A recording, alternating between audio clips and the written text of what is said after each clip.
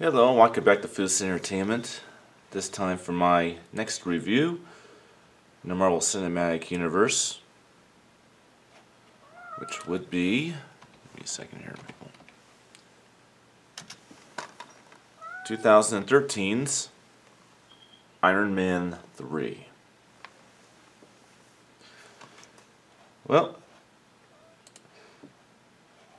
this is the Iron Man movie that people look down on the most, which I really do not understand. In my opinion, is a big fun movie. That's pretty much what it is. I really enjoyed this film. It is for 3D. I have never seen it in 3D, so I cannot speculate on what that even looks like, or even talk about it, because I have never seen it that way. I've seen it in 2D. But I can certainly say that I really enjoyed what I saw.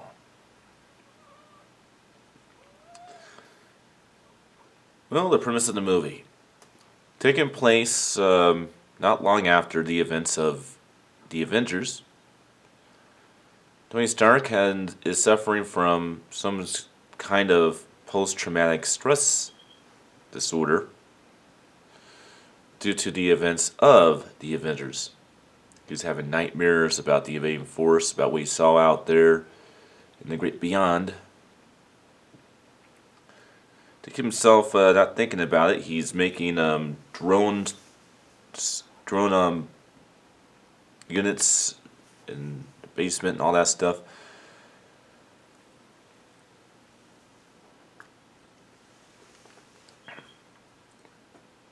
Then there's this terrorist attacking by the name of Mandarin. Very little known, making these isolated terrorist attacks. And basically, he's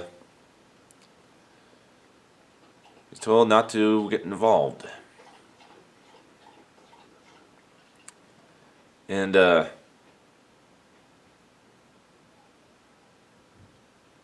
a scientist that is played by I always forget his name. That's the funny thing about these movies. They're so excited to get the names of the sub-characters.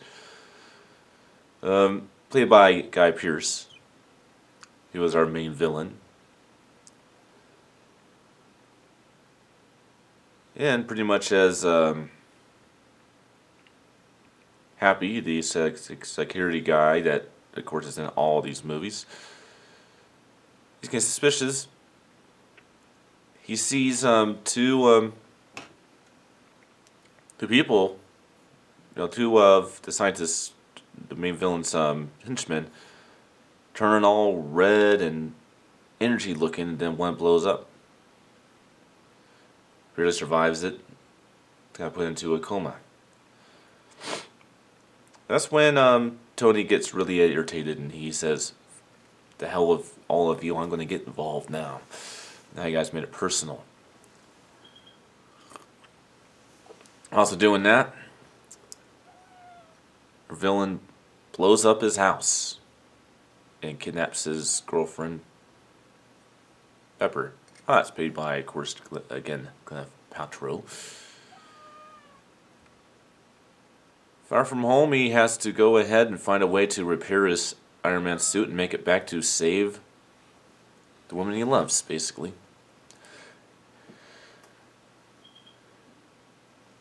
There's even a point in the movie where she gets affected by this virus, because that's essentially what does it.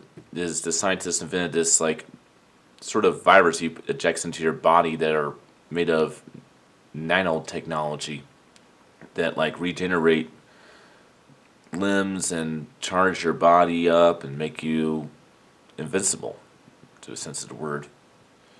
Except for blowing up. You can blow up, but that's about the only way to kill you if you have this in you. And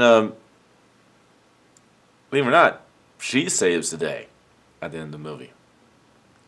There's even a little nod to what's going to happen in Avengers Endgame in a lot of ways in this movie. As we see Pepper Potts actually wearing one of the Iron Man suits multiple times within the movie. And that doesn't give anything away. I'll keep my mouth shut now about Avengers Endgame. And if I were to tell you that, you already probably know, Um, I still wouldn't spoil that movie because nothing is known about it. Just a bunch of theories. That's one of them. And yeah, that's pretty much the end of the movie. So I just really like it because it has a bunch of romance as well as adventure and stuff in it, and that's really what makes it so cool. It's the fact that it's not like, you know, a typical Marvel movie in that regard. And there's a lot more emotion in it and heart, which is surprising considering the fact that Shane Black directed this movie. Now, up to this point, Shane Black had a very good reputation with films like Kiss Good Night, with Glenna Davis and Samuel L. Jackson. Where his reputation really took a big hit was in, of course,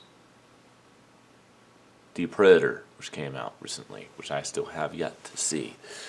But I have no one, I repeat, no critic out there has anything good to say about The Predator. So we'll see what happens when I do watch that one during another theme month in which we're watching those movies alongside editors like them. Well, audio and video quality. The video quality on this one is back to it looking quite dark and digital looking, but this one I like the way it looks. And of course we're back to our typical 240 by 1 wide frame.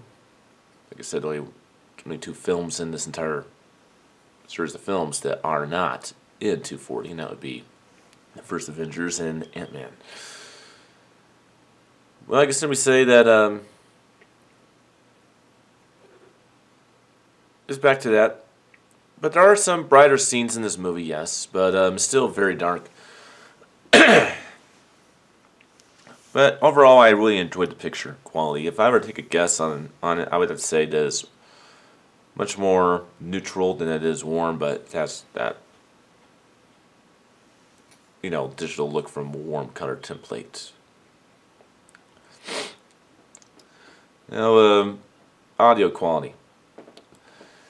This doesn't suffer, but it's not like extraordinary. Like I would say that DTS HD Master Audio wise, the extraordinary ones would really truly have to end up being Captain America the First Avenger and Thor. Both of those had like insane sound. Iron Man 3 was more like the First Avengers was. The direction was there, the effects were there, but they weren't as intensified as what you had with Thor and Captain America the First Avenger. But overall, it was still a very good experience sound-wise. Things flying around the room and stuff, it was very cool.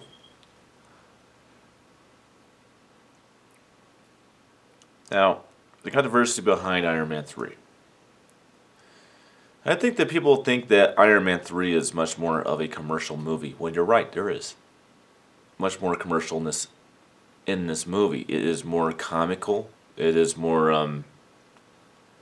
it kind of strays away from the tone of the first 2 Iron Man movies, which were very serious and just had humor that was just kind of thrown in there just to soften things up slightly, but not over the top humor. Well, this movie has a lot of comedy in it, and it happens to be a part of the story. But that doesn't damage the movie. This makes it more fun for me. I know that it kind of took everybody else out of the movie, but it kept me in. Because there was a lot of dark themes in this movie as well. I mean, Guy Pearce, you know, going ahead and trying to convert Pepper Potts into one of his things. Multiple times seeing Tony Stark suffer extreme anxiety attacks due to PTSD from the events of the Avengers.